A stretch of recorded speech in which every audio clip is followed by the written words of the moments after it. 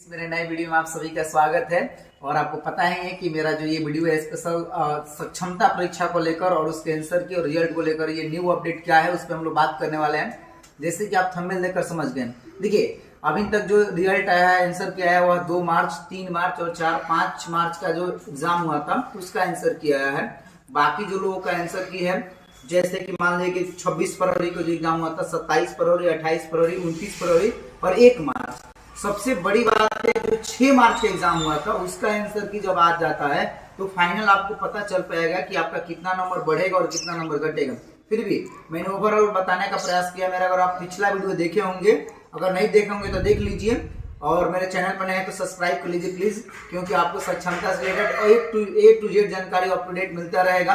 तो देखिए सबसे बड़ी बात क्या है कि जो आंसर की बाकी लोग आने की बात है वह आज देर शाम तक या कल आ जाएगा। मैंने पिछला वीडियो में बताया था कि 1 से 2 दिन के अंदर आ जाएगा।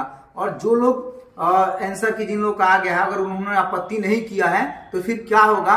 क्या सबका नंबर बढ़ेगा या फिर जो आपत्ति किए हैं उन्हीं का नंबर बढ़ेगा? इस पे हम लोग बात करना चाहेंगे कि देखिए जो आपका एग्जाम हुआ है, आपको पता है कि एग्जाम ऑनलाइन एग्जाम हुआ था और ये जो एग्जाम बिहार बोर्ड द्वारा कंडक्ट कराया गया था, इसमें SCIT को एक माध्यम बनाया गया आंसर की उपलब्ध कराने को लेकर।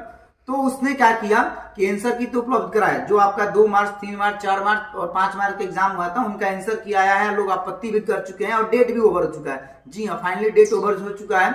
तो अब है कि क्या सबको नंबर मिलेगा? देखिए बिहार बोर्ड ने इस पर अभी तक कोई ऑफिशियल जानकारी नहीं दे पाया है कि इंडिविजुअली नंबर मिलेगा या सबको ओवरऑल मिलेगा। देखिए एक चीज आप समझ लीजिए, इससे बिहार बोर्ड पे बहुत बड़ा रेवेन्यू जा रहा है, शिक्षा विभाग को बहुत ज्यादा इनकम हो रहा है। मान लीजिए कि एक क्वेश्चन पे अगर एक मतलब आपत्ति आप करते हैं तो 50 रुपये लगता है और प्रत्येक कैंडिडेट ऐसे 5-7 क्वेश्चन पर आपत्ति कर रहे हैं और लगभग जो भी आपका 1 लाख कैंडिडेट आपत्ति किए हैं और उसी तरह से और जो आपका रिजल्ट आ रहा है 1-1.5 लाख और जो बचे हुए वो आपत्ति करेंगे। तो ओवरऑल देखा जाए तो सरकार को यहाँ से बहुत बड़ा राजस्व आ रहा है। तो एक चीज जान लीजिए कि आप प्रत्येक क्वेश्चन पे जो आपत्ति कर रहे हैं उसमें से कुछ क्वेश्चन तो ऐसे हैं कि बोर्ड उसको गलत सेट किया है।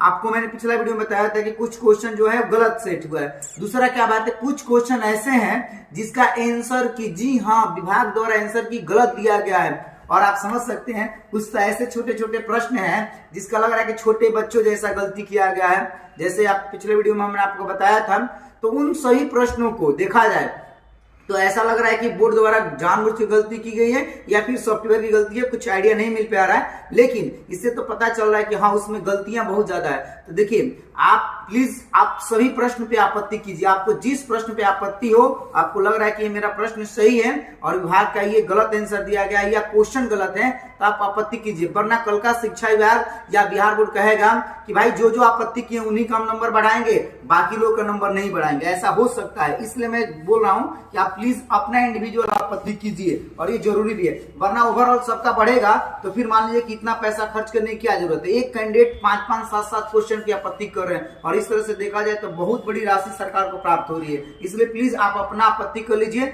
हाँ, रिफंड की बात है तो इसमें भी विभाग का स्पष्ट निर्देश नहीं है ये पैसा रिफंड होगा या नहीं होगा। हालांकि बाकी अगर एग्जाम की हम लोग बात करें तो पैसा रिफंड जरूर होता है। दूसरी क्या बात है कि आपका जो नॉर्मलाइजेशन की बात है, स्कोर कितना बढ़ेगा और कितना घटेगा। तो देखिए जो आपको मैंने पिछला वीडियो में बताया था कि नॉर्मलाइजेशन जो है एक तरह से औसत है। समझिए कि नॉर्मलाइजेशन क्यों किया जाता है, क्योंकि जो अलग अलग शिफ्ट में एग्जाम होता है, किसी में हार्ड प्रश्न आता है, किसी में इजी आता है, तो उसको एक मतलब बीच का एवरेज निकालने के लिए किया जाता है, ताकि जो एक स्टैंडर्ड मतलब नॉर्मलाइजेशन मतलब होता ही है मानक, एक स्टैंडर्ड पैमाना सेट करना है ताकि जो कट ऑफ है इधर से उधर नहीं हो। मान लीजिए जिनका आसान प्रश्न होगा ज्यादा अटेम्प्ट करके आएंगे, जाहिर सी बात है, और जिन शिफ्ट का प्रश्न हार्ड होगा उनका आंसर स्कोर कम होगा, तो उस एवज में उनका तो रिजल्ट नहीं बन पाएगा।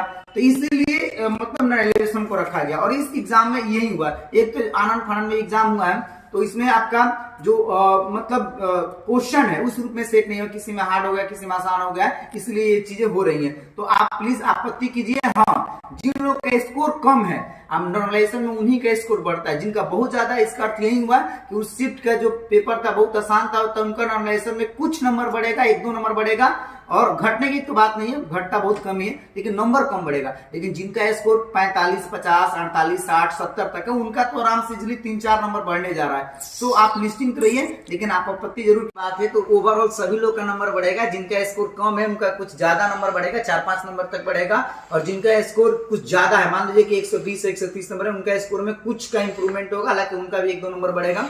बाकी आप अपना स्कोर हमसे शेयर कर सकते हैं। जिन लोग का एग्जाम इधर हुआ है, मतलब आंसर की नहीं है, जैसे कि 26 फरवरी, 27 फरवरी, 28, 29 फरवरी, 1 मार्च और 6 मार्च वालों को जब आंसर की आता है, तो आप किसी भी क्वेश्चन पे हमसे राय ले सकते हैं, अपना सजेशन ले सकते हैं। तो आप हमें वीडियो में जरूर कांटेक्ट करें या कमेंट करें। साथ में आप हमारे नंबर पे भी संपर्क कर सकते हैं। मेरा नंबर क्या है 9801223580। इस नंबर पर आप पर्सनली हमको व्हाट्सएप कर सकते हैं। क्वेश्चन को मैं जो भी उसका ऑथेंटिक आंसर होगा मैं बताऊंगा, और फिर आप आपत्ति कर पाइएगा। आपत्ति करना बहुत सिंपल होता है, और इस तरह से आपका भी नंबर जरूर बढ़ेगा।